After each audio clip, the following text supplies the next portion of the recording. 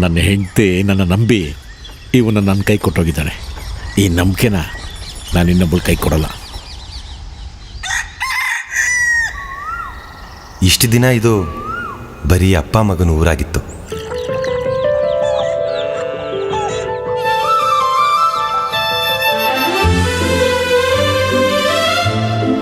ಮದುವೆ ಆಗೋವರೆಗೂ ಲವ್ ಮಾಡಲ್ಲ ಅನ್ನೋ ನಮ್ಮ ಸಂತು.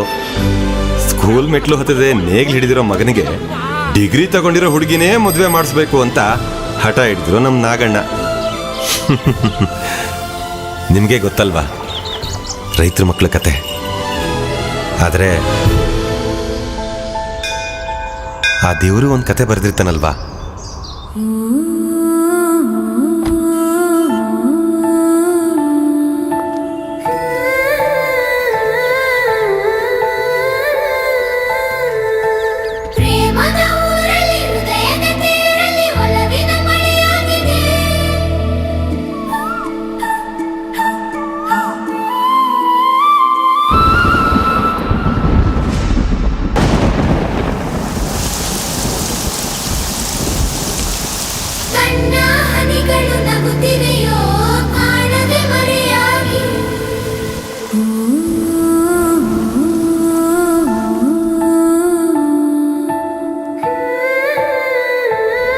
ಇದು ನಮ್ಮ ಕತೆ, ನಿಮ್ಮ ಕತೆ, ಮನಸ್ಸುಗಳು ಮಗುವಾಗೋ ಕತೆ.